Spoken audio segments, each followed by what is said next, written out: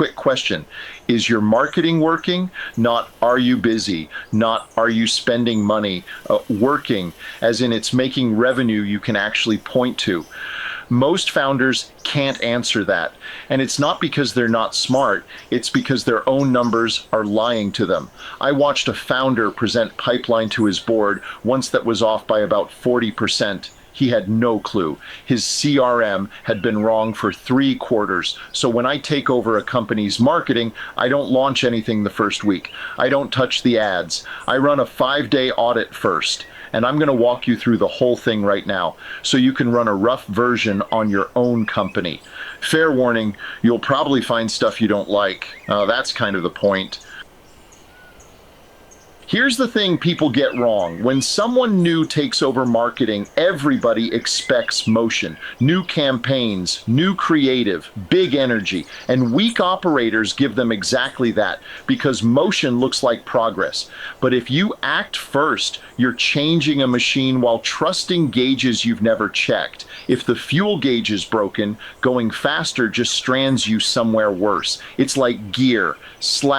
Before a real hike, you check your pack. Not because it's fun, but because catching a problem at the trailhead costs you 10 minutes, and catching it 3 miles up costs you the day. 1 hour of this saves you a month of running hard in the wrong direction. 5 days. Data, money, funnel, people, then I put it together. Let's go. Days 1 and 2, I'm answering one question. Can I trust any number in this company?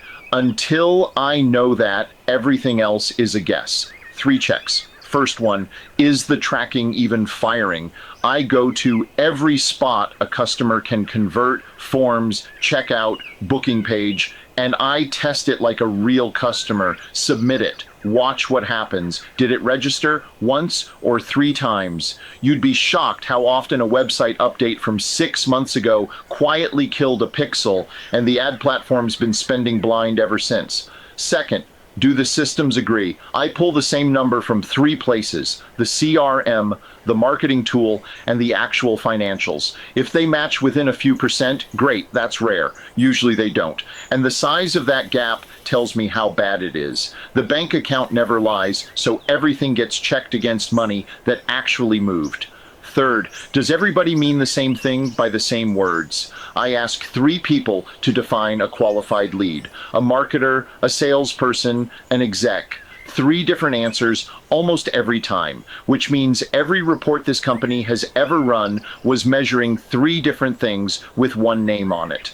By Tuesday night, I've usually found a broken pixel, a CRM that's off from the bank by anywhere from 10 to 40%, and some core metric nobody actually agrees on. Write your own down as you find them. That's your punch list. And notice, I haven't judged a single campaign yet. I've only asked if the instruments work. That patience is the whole job.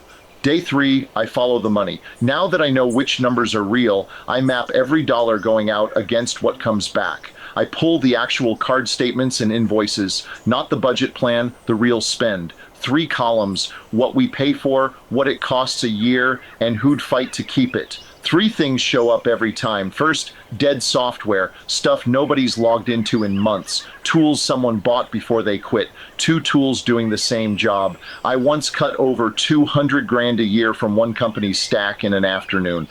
41 tools, they used 11, and their marketing got better because the data finally lived in fewer places. If nobody will fight for it, cancel it today. Second, retainers, nobody can explain. Agencies, freelancers, billing every month, and no one can tell me what the deliverable is or what number it moves. Sometimes the work's great and just invisible. Okay, make it visible. Sometimes it died 2 quarters ago and kept billing. Either way, every outside dollar gets tied to a metric or it's gone. Third, and this is the fun one, there's almost always something quietly working on tiny money: a referral loop, an email flow, one campaign that's printing, totally starved because nobody looked at efficiency. Finding one of those usually pays for the whole audit. The cheapest growth there is feeding the thing that already works. By Wednesday night, I've got a plan. Cut this, question that, feed those. Still haven't launched a thing.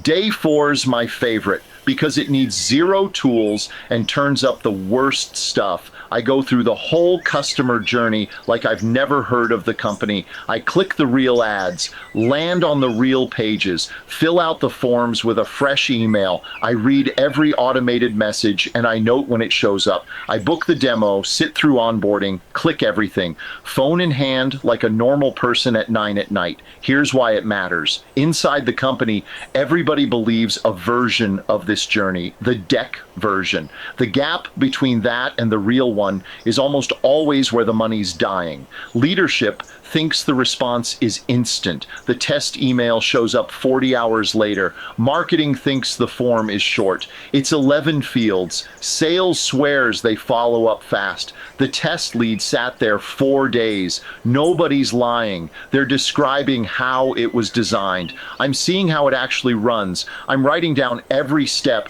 every wait, every confusing moment, and every spot where you're asking for way more commitment than you've earned. That's the big one. Most sites ask a total stranger to book a 30-minute call on the first visit, then blame the traffic. Do this yourself this week. One afternoon, fresh email, your own funnel, start from a real ad. Fill everything out. Wait for a call. I've never once seen a founder finish this and not go, I had no idea it was like that. Friday morning, the people. Because everything I found earlier in the week is being held in place by how somebody's paid or measured. I get sales and marketing in a room and ask each side 2 questions. What does the other team do all day, and what number are you measured on? The first answers tell me about trust. The second tell me everything else. If marketing's paid on lead volume and sales is paid on closes, they're not fighting by accident. They got handed different destinations and then blamed for not showing up together. I also grab the most junior person and ask one thing quietly. What do you spend time on that you think doesn't matter? Junior people always know where the waste is. Nobody asks them. Then Friday afternoon, I write it up. Not 40 slides, 1 page. Section 1, what's actually true, the real baseline, checked against money. Usually it's the first honest picture the founders ever had. Sometimes that's a hard meeting. Section 2, the 3 biggest leaks, ranked by how much revenue's under each. 3, not 10. 10 means nobody decides anything. 3 with dollar amounts means Monday has a plan. Section 3, the order. What we fix first, second, third. And just as important, what we're deliberately not doing yet. Most of strategy is deciding what to ignore. That page is the foundation for everything after. For me, it becomes a 90-day plan. But even if you never hire anybody, that 1 page, real numbers, 3 leaks, a clear order, beats any campaign you could launch this quarter. So that's it. Data, money, funnel, people, 1 page, 5 days, no new campaigns, and the company knows more about its marketing on Friday than it did all year. Run the rough version yourself. Test your tracking. Check your CRM against your bank. Pull the real spend. Walk your funnel like a stranger. Ask both teams what number they're chasing. You'll find something this week that pays for the time 10 times over. And if you want the version with 25 years behind it, where I've already seen your exact leak at 130 other companies and know which fix holds, that's how every job I take starts. Reach out or book a session at ericcox.com. Either way, stop trusting gauges you've never checked. I'm Erik. See you on the trail.